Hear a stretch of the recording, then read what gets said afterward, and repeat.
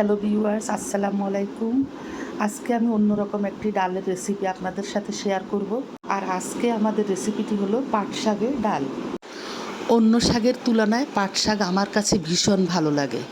আমি প্রথমে চুলাতে একটা কড়াই বসিয়ে দিয়ে দিব 2 কাপ পানি।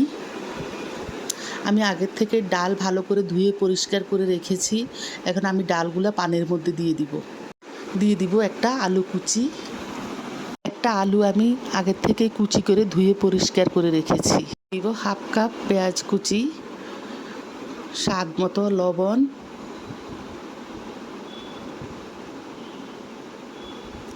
1 চামচ হলুদ গুঁড়ো, 1 চামচ মরিচ গুঁড়ো এবং কিছু কাঁচামরিচ ফালি করে কেটে দিয়েছি। 1 চামচ রসুন বাটা দিয়ে আমি ঢাকনা দিয়ে দিব 5 মিনিটের জন্য।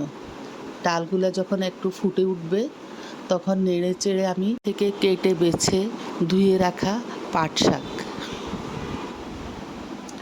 আমি সবগুলো পাট শাক দিয়ে দিচ্ছি। শাকের মধ্যে আর কোনো বাড়তি পানি দিব না। চুলার জালটা লোয়ের থেকেও একটু বাড়িয়ে দিব। আমি 5 মিনিটের জন্য ঢাকনা দিয়েছিলাম, কিন্তু ভিডিওতে ঢাকনাটি আসেনি। এরপর ঢাকনা সরিয়ে ভালোভাবে নেড়ে চেড়ে আরও 5 মিনিট রান্না করব। দেখতেই পাচ্ছেন আলু, শাক, ডাল একসাথে গলে কি সুন্দর একটা কালার এসেছে। শাকের জন্য এবার একটা পোড়ন রেডি করব।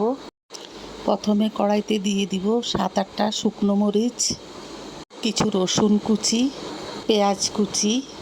সবগুলো উপকরণ আস্তে আস্তে লো হিটে বেরেস্তা হওয়া পর্যন্ত ভেজে নিব। ফোড়নটা মোটামুটি রেডি হয়ে গিয়েছে। এখন আমরা শাকের মধ্যে ঢেলে দিব। কিছুক্ষণ নেড়ে চেড়ে আরও 2 মিনিটের মতো রান্না করব। আরও নিত্য নতুন রেসিপি পেতে আমার পেজটি ফলো করবেন। রেসিপিটি ভালো লাগলে কমেন্ট করে জানাবেন। সবাই ভালো থাকবেন। আল্লাহ হাফেজ।